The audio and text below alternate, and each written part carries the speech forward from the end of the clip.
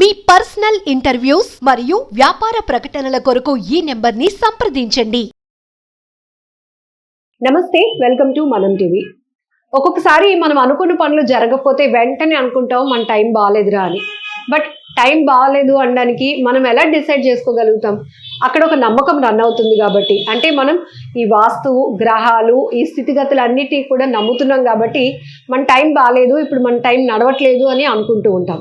ఇప్పుడు మనం చాలా ఇంపార్టెంట్గా డిస్కస్ చేస్తున్నది ఈ వీడియోలో వైవాహిక వ్యవస్థ. చాలా ముఖ్యమైన ఘట్టం, ఎందుకంటే ప్రతి ఒక్కరి జీవితంలో ఇది చాలా ఇంపార్టెంట్ కూడా. సో అప్పటి వరకు ఒక రెండు ఇళ్లలోకి సంబంధించినటువంటి ఇద్దరు వ్యక్తులకు సంబంధించినటువంటి అంశం మూడు ముళ్ళ బంధంతో ఒక్కటయ్యేటటువంటి ఆ కుటుంబ వ్యవస్థని చాలా ఇంప్రూవ్ చేసేటటువంటి ఒక బాండింగ్. కానీ ఈ మధ్య కాలంలో ఎక్కువ చూస్తున్నాం, విడాకులు అనే పదం చాలా ఈజీ అయిపోయింది.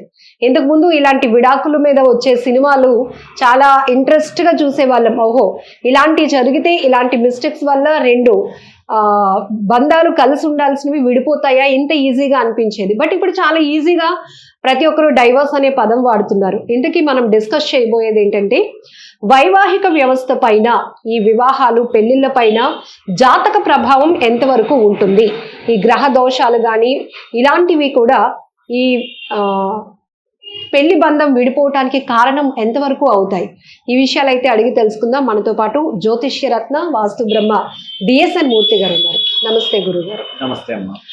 చాలా ఈజీగా, అంటే పెళ్లి అనేటప్పటికీ అందరూ వెయిట్ చేస్తారు. ఇప్పుడు ఇంట్లో ఒక తల్లి తండ్రికి ఎంత బాధ్యత ఉంటుందో, పిన్ని బాబాయిలు, అత్త మామయ్యలు, మా ఇంట్లో ఒక ఆడపిల్ల ఉంది, వారికి తనకి పెళ్ళి అవ్వాలి, లేకపోతే మా ఇంట్లో ఒక అబ్బాయి ఉన్నాడు తనకి పెళ్ళి అవ్వాలి, అంటే అందరూ ఒక బాధ్యతగా తీసుకునేవాళ్ళు గురువుగారు. కానీ ఇప్పుడు చాలా ఈజీగా ఎప్పుడు పెళ్ళయిందో ఎప్పుడు విడిపోయారో కూడా తెలియలేనంత ఈజీగా అయిపోతుంది. ఏమైనా జ్యోతిష్య ప్రభావం కూడా ఉంటుంది అంటారా, జాతక ప్రభావం? ఫస్ట్ దీన్ని జాతకాన్ని 100% దేని మీద ఆపాదించకూడదు.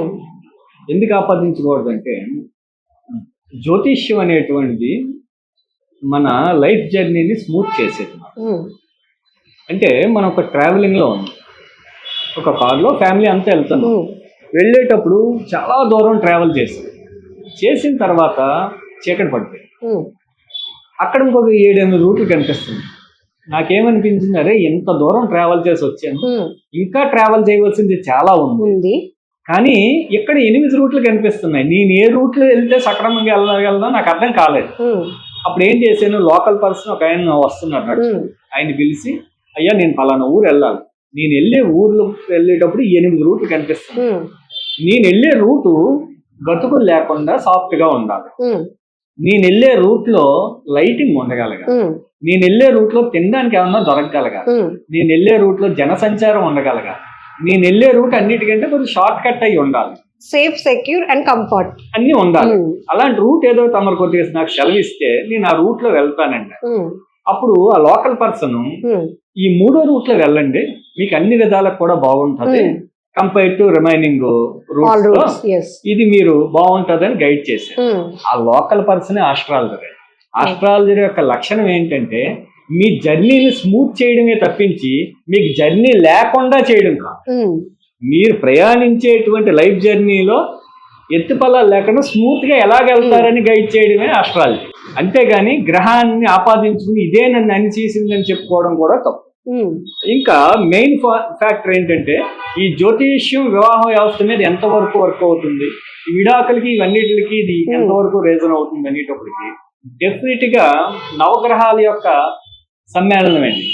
ఈ నవగ్రహాల యొక్క సమ్మేళనంలో మనకు ఒక హారోస్కోప్ డీకోడ్ అవుతుంది. మనం పుట్టినప్పుడు మనది రాశి అని, నక్షత్రం అని, లగ్నం అని, ప్రస్తుతం ఈ మహాదశ నడుస్తుందని, అంతర్దశ నడుస్తుందని జనరల్ గా మనం వింటూ ఉంటాం. మనకి కుజ దోషం ఉందని, సర్పదోషం ఉందని, కాల సర్పదోషం ఉందని, శని దోషం ఉందని, ఏలినాటి శని ఉందని. అంటే మనకి ఇప్పుడు ఒక సబ్జెక్ట్ ఎలాగో ఆస్ట్రాలజీ అనేది కూడా ఇట్ ఈస్ ద ఓషన్ అండి, ఇది మహాసముద్రం లాంటి సబ్జెక్ట్. ఈ సబ్జెక్ట్ ని మనం ఈజీగా ఇంత పరిధిలో చెప్పడానికి చాలా కష్టంగా ఉంటుంది. అందువల్ల చూసినప్పుడు ఏంటంటే, ఇద్దరు ఫ్యాక్టర్స్ వచ్చినప్పుడు అమ్మాయి అబ్బాయి జాతకాలు చూసినప్పుడు ఇండివిజువల్ గా ముందు పరిశీలించాం. అసలు లైఫ్ స్టైల్ ఎలాగుంది, లైవ్లీహుడ్ ఎలాగుంది, మనస్తత్వం ఎలా ఉంది, ఫస్ట్ ఎవరు మెంటాలిటీస్ ఎలాగుంది, ఈ మెంటాలిటీస్ ని బట్టే కదండి మనసులు కలుస్తాయి. నీకు డబ్బు ఉంది, చిరాకుగా ఉంటున్నావు, ఎవరు వెళ్తారండి మీ దగ్గరికి? ఎక్కడైనా మనసు కలిసింది అనుకోండి మాట అనేది కలుస్తుంది, మాట కలిసింది అనుకోండి ముందుకు వెళ్తారు మనుషులు. ఇక్కడ వీళ్ళ మెంటాలిటీస్ ఎలాంటివి, విపరీతమైనటువంటి ఆయుష్కి సంబంధించినటువంటి ఫ్రిక్షన్స్ ఏమన్నా ఉన్నాయి. ఎందుకంటే మెడికల్ ఆస్ట్రాలజీ మళ్ళీ ఒక పెద్ద సబ్జెక్ట్, అదొక ఓషన్.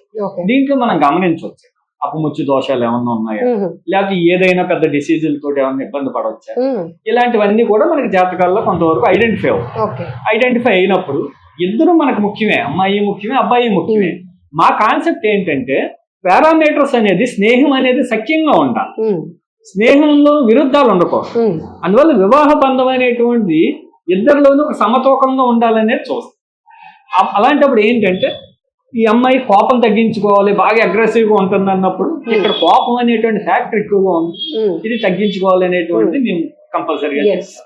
ఇంకా పాయింట్స్ ఇవన్నీ మ్యాచ్ అయ్యి, ఇప్పుడు మేము పాయింట్స్ వద్దు చూడొద్దు, మారింది మోడర్న్ లోకి వచ్చాం మనం నా కూడా పాయింట్స్ చూడొద్దు అని అంటే నీకు జ్యోతిష్యం తెలియదు అనేటువంటి విషయంలో కూడా అనుకునే పరిస్థితులు ఉన్నాయండి.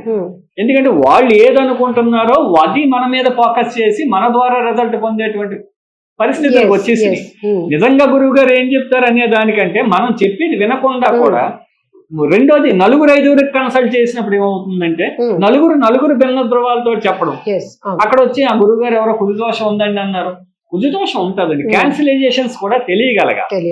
ఆ సర్పదోషం ఉంది, క్యాన్సిలైజేషన్స్ తెలియగలగాలి, ఇందులో స్థితిగతులు తెలియగలగాలి, గురువు యొక్క స్థితి తెలియగలగాలి, శుక్రుడి యొక్క స్థితి తెలియగలగాలి, వాళ్ళు ఎంత బెనిఫిట్స్ ఇస్తున్నారో తెలియగలగాలి, ఇప్పుడు మహాదశానాథుడు ఎలాగ యోగిస్తున్నాడో తెలియగలగాలి. ఈ జాతకం రివర్స్ అయిపోయే జాతకం, నిలబడి జాతకం, ముందుకు నడిచే జాతకం మనం చూడగలగాలి. ఈ జాతకానికి మిడిల్ లో ఏదైనా ఇప్పుడు వరకు బాగున్నారు, మిడిల్ లో ఏదైనా హ్యాబిచువల్ గా వెళ్ళిపోతారా, మిడిల్ లో ఏదైనా ఇబ్బంది పడతారు, ఇలాంటివి కూడా కొద్దిగా గమనించగలగాలి. గమనించినప్పుడు మనం పూర్తి స్థాయిలో అది ఓపెన్ అయి చెప్పగలగాలండి. ఎప్పుడు కూడా డాక్టర్ కానీ ఆస్ట్రాలజర్ కానీ దాచుకోకూడదు లోపల. డాక్టర్ కూడా మీకు ఇలాంటి పలానా రోగం ఉంది, ఇలాంటి ఇబ్బందులు పడతారో మీరు ఇలాంటి ప్రికాషన్స్ తీసుకోండి అని ఓపెన్ చెయ్యాలి. రోగాన్ని చెప్పకుండా డెఫినెట్ గా అప్పుడు మనం లైఫ్ స్టైల్ ని మార్చుకుంటాం. ఇక్కడ కూడా పరిశీలించిన తర్వాత మీకు భవిష్యత్తు అంటే మేము అన్ని విధాలుగానే చూస్తామండి. మ్యారేజ్ రిలేటెడ్ గా వచ్చినప్పుడు సంసారం మొత్తం మీద ఆధారపడి ఉంటారు. అంటే ఫ్యామిలీని చూడాలి, భవిష్యత్తుని చూడాలి, వృత్తి చూడాలి, చైల్డ్ ని చూడాలి, అన్ని ఫ్యాక్టర్స్ కలిస్తేనే మళ్ళీ అక్కడ సంతృప్తి అనేది ఉంటుంది. ఇప్పుడంతా డిజిటల్ ప్రపంచం నడుస్తుంది కాబట్టి మ్యాట్రిమోనీస్ ఈవెన్ ఇంతకు ముందు పెళ్లిళ్ళు పేరయ్య మన ఇంటికి వచ్చారు అంటే అది ఒక గ్రేట్ మూమెంట్. ఆయన నోట్ అంటే ఈ రోజు ఒక మంచి శుభవార్త వినాలి, ఒక సంబంధం ఏదైనా సెట్ అయిపోవాలి, ఇట్లా దేవుడికి కూడా మొక్కుకునేవారు పెళ్లిళ్ళు పేరయ్య నుంచి వేళ ఒక మంచి శుభవార్త వినాలి అన్నట్టు. బట్ ఇప్పుడు అంతా డిజిటలైజేషన్ అయిపోయింది. అబ్బాయి అమ్మాయి బాగున్నారా లేదా, అవుట్లుక్ ఎలా ఉంది, రిచ్నెస్ కూడా ఫొటోస్ లో కనిపిస్తుందా లేదా, ఇట్లా ప్లాన్ చేసుకుంటున్నారు కదండి. మరి ఇంత ఈజీగా డైవోర్స్ అంటే ఇంతకుముందు గమనించేవారండి, ఇష్టపడేవారు, చీట్లు కూడా వేసుకునేవారు. ఈ సంబంధం ఇవాళ వచ్చే సంబంధం సెట్ అవుతుందా లేదా, సరదాగా కూడా సెంటిమెంట్ గా కూడా వాళ్ళకి నమ్మిన ఇష్టదైవం దగ్గర కూడా చీట్లు వేసుకుని పేరాయి వస్తున్నాడంటే అవసరమయ్యే సంబంధం వస్తుందని ఆ రోజు ఇంటి ఇళ్ళాలు కూడా ఎంతో శుచి శుభ్రంతో ఇంట్లో వైబ్రేషన్ తోటి దీపదోపాలన్నీ వేసుకుని వచ్చే సంబంధం కొంత శుభవార్త వినాలనేటువంటి విషయంగా పరిగణించింది. ఇప్పుడు కూడా చాలా మంది లేరని మనం అనమాట, ఉన్నారు, సంప్రదాయాలు పాటించే వాళ్ళు అందరూ ఉన్నారు. కాకపోతే ఏంటంటే ఇప్పుడు ఇష్టాలకు అనుగుణంగా చేయడం, అందులో పేరెంట్స్ యొక్క ఇన్ఫ్లుయెన్స్ చాలా తగ్గిపోవడం, చాయిస్ వాళ్ళు నాకు చెయ్యండి అనేటువంటి విధంగా ఇది చేయడం. రెండవది ఏంటంటే ఇక్కడ జాతకం అనేటువంటిది కొంతమంది గురువు గారు జాతకం ఖచ్చితంగా ఫాలో పడితేనే మనం వెళ్తామని అనుకోవడం, తల్లిదండ్రులుగా మీరు జాతకాన్ని మీరు చూసుకోండి, మేము మా లైఫ్ స్టైల్ బాగుందా లేదా అని చూస్తాం అనేటువంటి కొద్దిగా ఉండడం. అన్నిటికంటే ముఖ్యంగా ఈ జాతకాల యొక్క ప్రభావం కొద్దిగా క్యాన్సిలైజేషన్స్ ఉన్నా కూడా కొన్ని తీవ్రతరమైనటువంటి ఇబ్బందులు ఉంటాయి. అలాంటప్పుడు కొద్దిగా నొక్కి ఒక్క నేను చెప్పడం జరుగుతుంది. అంటే పరిహారాల మూలకంగా కొద్దిగా నివారించుకోవచ్చు. పరిహారాల కంటే పెళ్లి అయిపోయిన తర్వాత ఇబ్బందులు ఉంటే దానికి పరిహారాలకు వెళ్ళొచ్చు. అంటే చూపించుకోకుండా పెళ్లి అయిపోయింది, గొడవలు పడుతున్నారంటే ఏదో పరిహారాలకు వెళ్ళి వాళ్ళు ఎదురే కౌన్సిలింగ్ ఇచ్చి ఏదో చెయ్యొచ్చు. పెళ్లి ముందు మరీ విరుద్ధంగా కనుక ఈ లగ్నాలు భావాలు కనుక సెట్ అవ్వకపోతే భవిష్యత్తులో వీళ్ళు నిలబడరు అనేటువంటిది మనకు తెలిసినప్పుడు డెఫినెట్ గా అది మనం వాళ్ళకి చెప్పగలగాలి. అలాగే కొన్ని సందర్భాల్లో సెట్ అవుతాయి, జాతకాలన్నీ సెట్ అవుతాయి, కానీ ఎందుకో వాళ్ళు విడిపోతారు, ఎందుకో వాళ్ళు అమరిక ఉండదు. ఇక్కడ ఏమైపోయిందంటే అండి సెకండ్ స్టేజ్కి వెళ్ళిపోతాం. ఈ జాతకాలు అనేటువంటి సబ్జెక్ట్ నుంచి మనం అనేటువంటి సబ్జెక్ట్లోకి వెళ్ళిపోతాం. ఆ రోజు ఆ సిస్టమ్ను గుర్తించుకోవడం మానేస్తాను. ఒక కోప్పడితే తగ్గాలి, అమ్మాయి ఎక్కడి నుంచో వచ్చింది, అమ్మాయిని బాగా చూసుకోవాలి, మనకు లక్ష్మీ స్వరూపం, వేరే ఇంటిని వదిలి ఇక్కడికి వచ్చింది, మనం బాగా చూసుకోవాలి అనేటువంటిది ఇక్కడ లోపించడం. సరే అబ్బాయి బాగా చూసుకుంటున్నాడు అది కానీ తప్పించి పాశ్చాత్య పోకళ్ళు ఒక మంచి ఫ్రెండ్లీ అట్మాస్ఫియర్ నుంచి ఆరోగెన్సీ అట్మాస్ఫియర్ కన్వర్ట్ అయిపోవడం.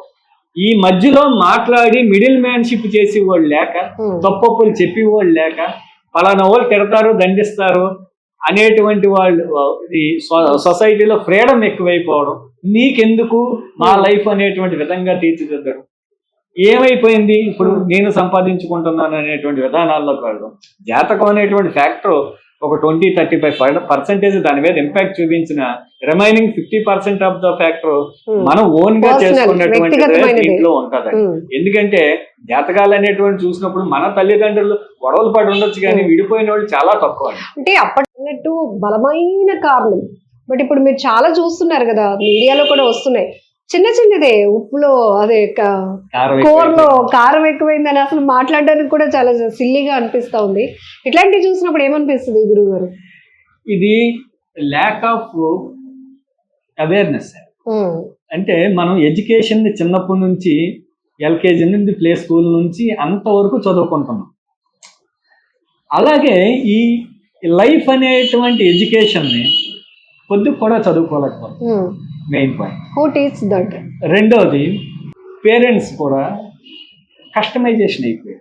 అంటే అమ్మాయికి కొద్దిగా ఇబ్బందులు కనిపిస్తున్నాయి, అమ్మాయి కొద్దిగా మంత్రం ఒకటి దైవికమైన మూలకమైనటువంటి మంత్రం కొద్దిగా ప్రొటెక్ట్ చేయగలుగుతారు. అమ్మవారి మంత్రం లేకపోతే ఏదో మంత్రం కొద్దిగా ప్రొటెక్ట్ చేయగలుగుతారు, చదివించండి. లేకపోతే పెళ్ళి అవ్వలేదు ఈ మంత్రం చదివించండి, లేకపోతే పెళ్ళిళ్ళలో ఇబ్బంది ఉంది ఈ మంత్రం చదివించండి అంటే వీళ్ళ నుంచి వచ్చే సమాధానం అనేది మాకు కొద్దిగా ఇబ్బందిగానే అనిపిస్తుంది. ఏమంటారు? ఏమనేటువంటిది ఒక మంత్రం ఒక ఉచ్చారణతో జరిగితే అది వైబ్రేషన్ గా, ఓంకారాన్ని ఎంత మనం వైబ్రేషన్ గా తీసుకుంటాం మంత్రం కూడా ఒక వైబ్రేషన్ గానే పనిచేస్తుంది. ఆ ఇంట్లో ఒక పాజిటివ్ సిగ్నల్స్ ఇస్తారు. ఎంతెంత పుస్తకాలు చదువుకుని వెళ్ళిన పర్సన్స్ కి మా అమ్మాయి ఈ మంత్రం చదవలేదండి, మా అమ్మాయి డ్యూటీకి పొద్దున్న వెళ్ళిపోతాడు సాయంత్రం వస్తాడు, లేకపోతే మా అబ్బాయి పొద్దున్న వెళ్ళిపోతాడు సాయంత్రం వస్తాడు, మా పిల్లల తరపు నుండి మేము చదవచ్చా? సమస్య ఎవరిదండి? ఎవరి సమస్య అయితే వాళ్ళకే మందులు వేసుకుంటున్నాం. ఫార్వర్డింగ్ ఇక్కడ కూడా అడుగుతూ ఉంటారు, డెఫినెట్ గా అడుగుతారు.